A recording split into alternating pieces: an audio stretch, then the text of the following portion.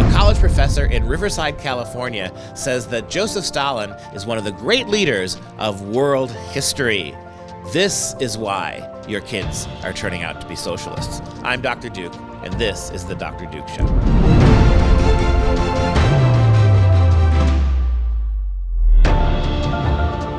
Hello, everyone, and welcome to The Dr. Duke Show. We are the only program that keeps you educated on the craziness impacting K-12 classrooms and college campuses around the world. Before we start, I do want to remind our audience that we are not just about bringing you the problems in education, but we also provide solutions. Our Judeo-Christian online classical school is experiencing record enrollments for this year. If you want to consider Freedom Project, get your kids into a really good school, you got to act quickly. Classes are filling up. In fact, we've only got 2 weeks left to accept students for the fall semester. I encourage everyone to request a free information packet at freedomforschool.com. That's freedomforschool.com. Take back control of your kids' education at Freedom Project Academy. All right, it's time now for Katie to give us a look at the health of our republic. Greetings and good day, Team Healthy Republic. If you're new to this channel, I'm Katie, and I like to sputter around just pondering about our once healthy republic known as America. Today we celebrate America. Bingo, Joe. Glad you acknowledge this. Today it's all about America with its birthday and its whiny daughters, the women who claim victimhood for everything. And yes, call me a sexist. Before we move on, if you like America, unlike 64% of young adults according to a new poll, please tap that little subscribe button and show your patriotism by sharing this video. And also find me and follow me on my social media pages for some extra content this summer. I've started a separate YouTube page called, you guessed it, Healthy Republic. Trust me, it'll be a barn burner. But not really, because I'm not Antifa.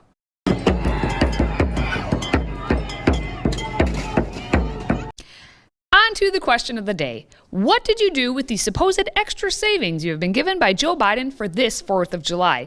Because we need to address that level of stupidity before we kick off. It will tie into the ladies needing to play victim. The White House, in all of its lack of brilliance, tweeted out, probably by a lowly college intern, a message that said this: planning a cookout this year? Catch up on the news. According to the Farm Bureau, the cost of a 4th of July barbecue is down from last year. It's a fact that you must heard. Hot dog, the Biden economic plan is working, and that's something we can all relish. Zoom in, please. That's what you're saving. 16 pennies. And you are supposed to celebrate that. That's a real head scratcher right there. But Press Secretary Jen Psaki sounded like a brat, or a brat for those of you not living in my home state, when she answered Peter Doocy's common sense question. So does the White House think that 16 cents off a barbecue has more of an impact on people's lives than gas being $1 more this time? I would say if you don't like hot dogs, you may not care of the reduction of cost. You don't have to like hot dogs. You can't buy a hot dog for 16 cents. A reduction of. I will say that what we are most focused on is the fact that we've created now more than 3 million jobs since the president took office. Enough with the talk of wieners. Let's talk about the women. The Olympics are coming up, and it was just the 4th of July. Somehow, that means that prominent women are blaming everyone but themselves for their actions. On the Olympic front this past week, World Athletics upheld the 5-year suspension of Brianna McNeil, an American 100-meter hurdler who won gold in 2016. She was not doping, but she missed a drug test because she didn't answer the door to take a drug test because she was recovering from having an abortion. And then she falsified doctor's notes about when the abortion took place. But it's racism's fault, at least partially. McNeil wrote on Twitter that, I don't like to take it here, but I can't help but wonder if I was a white woman or a European, would I have been met with some sort of consideration? And then the New York Times reported that she felt guilt about the abortion as a Christian, which she had so she could compete in 2020. Because the Olympics were delayed a year, she could have had the baby after all. But she's upset that she does not feel protected by this system because that system just took away her career. You can hear the brokenness in those words, and she'll live with her decisions and actions the rest of her life.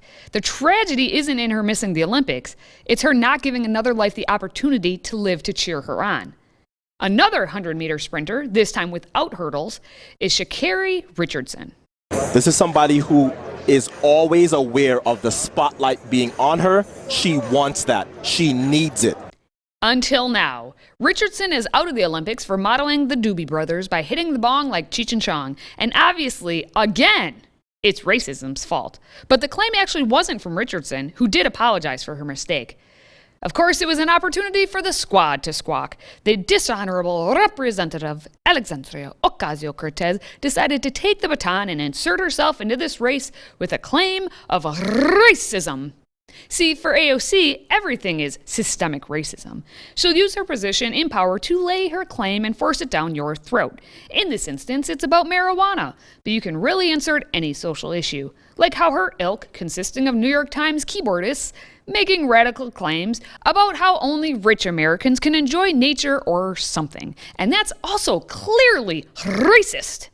And here's some data portrayed so that you can interpret it as racism, because one-to-one correlation is always causation with those on the left. And if you have something they want, well, just claim racism. Data be damned. Good thing AOC is fighting this injustice. This holiday weekend, AOC bragged on her Instagram about being out in nature in upstate New York. Good thing she's part of the rich. With her $174,000 salary, she can just go to the mountains and live free in nature just this once, because clearly systemic racism won't allow it to happen ever again. Or she'll be back, because it's all a lie. From the originator of the squad to the newest member, let's talk about Cori Bush and her antics this weekend.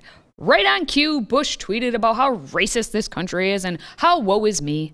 She wrote, "When they say that the 4th of July is about American freedom, remember this. The freedom they're referring to is for white people. This land is stolen land, and black people still aren't free." Yet she was free to write that without any consequence. If Cori Bush wants to claim black people aren't free, then resign your congressional seat. The seat where she was freely elected by white people and people of all colors of the rainbow. Make sure to let a white person hold that seat, which hasn't had a representative who is white in 30 plus years. And then Cori, go join with every other person, again, I don't care what color, who is claiming to be a victim to slavery and who has zero autonomy, meaning they can't be held responsible for anything. In the spirit of the Olympics, I double dog dare Cori Bush to say that black people are still slaves, face to face with George Foreman, the Olympic boxer who tweeted out on the 4th, "For about 54 years, people have asked me not to keep saying, 'I love America.' Well, I do, and I'm not ashamed. Don't leave it. Love it. Happy 4th of July." And that's the knockout punch. Maybe there should be an Olympic sport for all this female victimology. Or not, because then it would be another excuse for men to swoop in and win some gold medals. So maybe the women truly are the victims. I just don't know anymore. Until next time, stay healthy, America.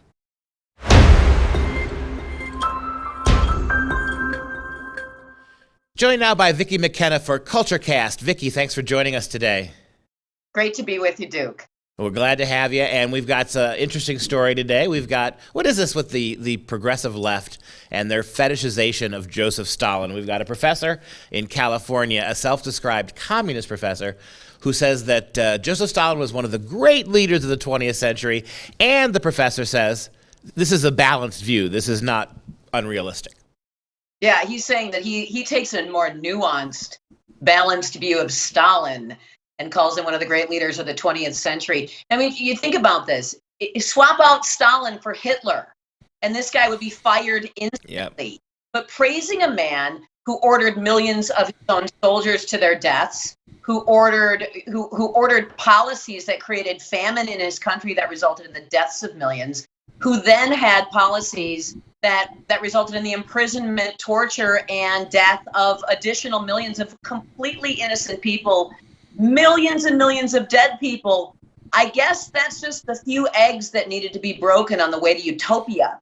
I'm telling you what, it's a harassment of the mind and the soul that we have to accept, that the left can be, catastrophically stricken by the thoughts of people rejecting the outcome of an election or of a microaggression. But millions and millions of people dead, it's just a few eggs that needed to be broken. It's gobsmacking how ignorant, how soulless, and how numbed we have become to evil.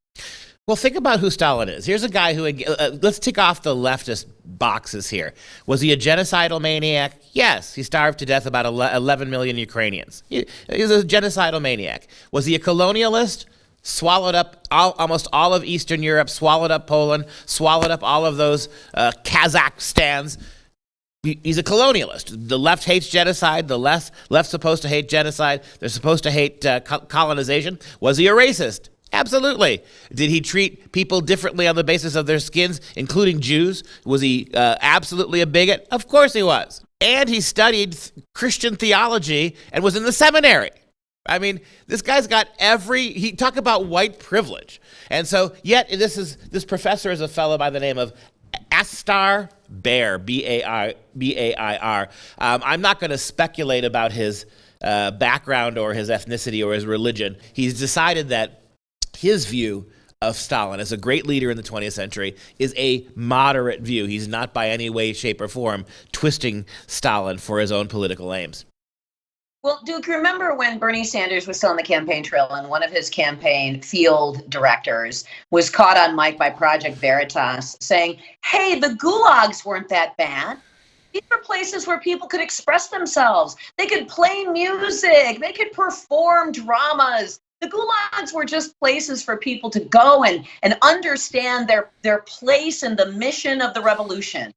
This guy said that without irony. This professor believes what he believes, and he's not being questioned for it because we have become tolerant of the defense of communism. We've become tolerant of the defense of Marxism, which is why CRT is all over the schools. But one of the things that I'm actually quite worried about is the idea that there isn't an instant moral rejection of any of these statements or any of these beliefs. And people shrug their shoulders, the libertarians say, well, you believe what you believe. And we shouldn't try to figure out why evil is an ascendancy in the West and why it is tearing down the institutions and nobody's stopping it from happening in any real way that is likely to be successful.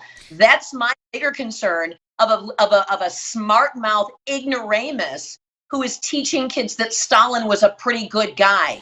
I'm more worried about the fact that this telegraphs a huge piece of information about the past multiple generations that seem to not care about evil.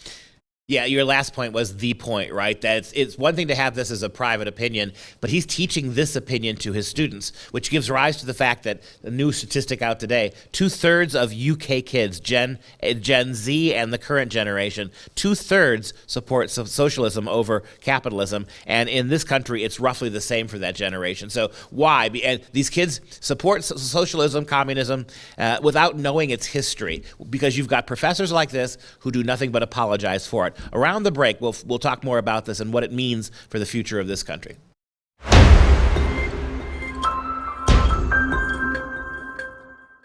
Back again with Vicki McKenna for CultureCast. So the broader issues we're talking about here is I got a professor at the University of Riverside City College in California. Astar Baer, B-A-I-R is his name. He's a self-professed communist.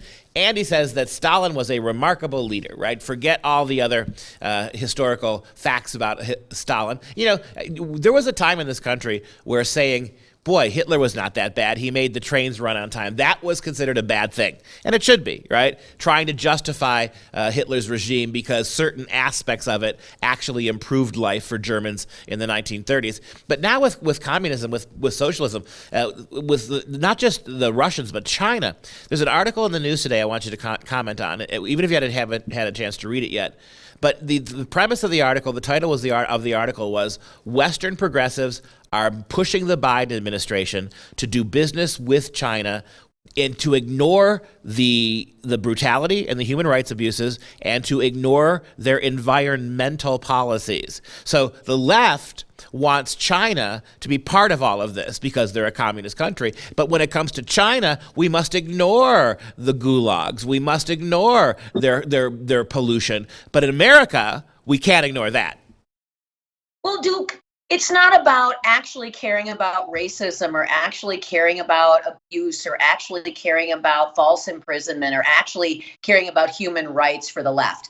They don't care about any of that. This is simply about power. And it's okay that it contradicts itself. And it's okay that drives people crazy. because that's what it's meant to do. It's meant to create chaos in your mind. It's meant to have you fight yourself so that you can't fight back against them, while they use whatever means necessary, and by any means necessary, to rise to power. This is just about power dynamics. And if we can understand it in that and recognize that they don't care about the contradictions, that none of this makes it, to care about the contradictions and to point out the contradictions and expect the left to care is to assume that they are actually being honest about caring about Black people, caring about Muslims, caring about women, caring about gay people, caring about downtrodden folks who are poor. They don't give a damn about any of those groups. And I think if people, sort of proceeded from that, they might be easier to fight, because we get all tied up in trying to defend a policy that might harm a minority group, because the left claims the mantle of caring for minorities. They don't. None of their policies have produced any results. It's time to start rejecting their claim to the moral high ground, because they're claiming it under false pretenses. Well, I mentioned to you a couple of months ago in my class, I had a summer class, a Maymester class. I had a student in that class who must have been 23, 24 years old, who we were talking about these very issues, and he was defending Stalin. He was defending the Soviet Union. He was defending the communists. And when we brought that up, I actually brought it up. I said, because he said that Stalin, at one point he made the remark that Stalin didn't kill anybody. And so I mentioned the starving to people. He said, Stalin didn't kill anybody personally. In other words, Stalin didn't take a gun, stick it to somebody's head, and blow their head off. That for him, the kind of things Che Guevara used to do. That for him, the fact that Stalin never pulled a trigger, meant that he was innocent of all those crimes. He actually said there's no evidence that Stalin killed anybody. I brought up 11 million dead, starved to death Ukrainians, and he denied it. And it was interesting. There's a young girl sitting in front of him. She hadn't said anything all semester, but she raised her hand and she said, my grandmother was in the Holodomor, and went on a very eloquent explanation of what happened. Did that change his mind? No, he kept grumbling and muttering under his breath the entire semester. But this is what you're seeing now. What 20 years ago would have been unthinkable is now common practice. America, in the eyes of these young kids, is far worse than Hitler's Nazi Germany, and the great murderers of human history, Mao and Stalin, are heroes now. Well, and Duke, he didn't even care that he didn't make sense.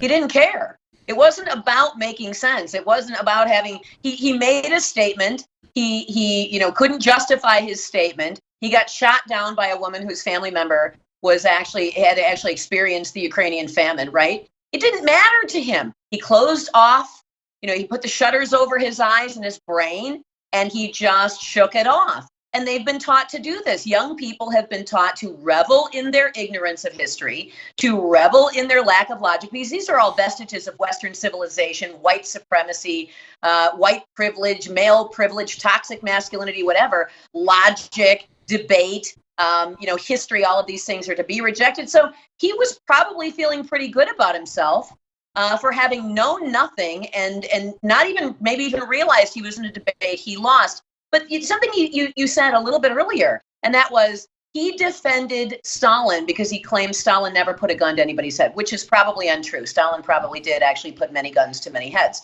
But what if you had swapped out the word Hitler for Stalin in that sentence? He would have been run out of the school. And I kind of, it's a shame that he didn't, that one of the students or something didn't think to just swap out the word Hitler and ask him what he thought about that. The simple fact remain at the end of this segment, Vicki, is that socialism is our destiny. Communism is our destiny, and unless something in the schools changes really, really, really fast. Yeah, radically. And honestly, I don't know if there's anything that can be done to fix the schools. But the more people who get their kids out of the schools, get their kids away from those environments, pick, very, very carefully the higher education that they would want to expose their kids to. Unless people start taking this seriously, the left has taken it seriously. Unless the right starts taking the issue of education seriously, we're done as a republic.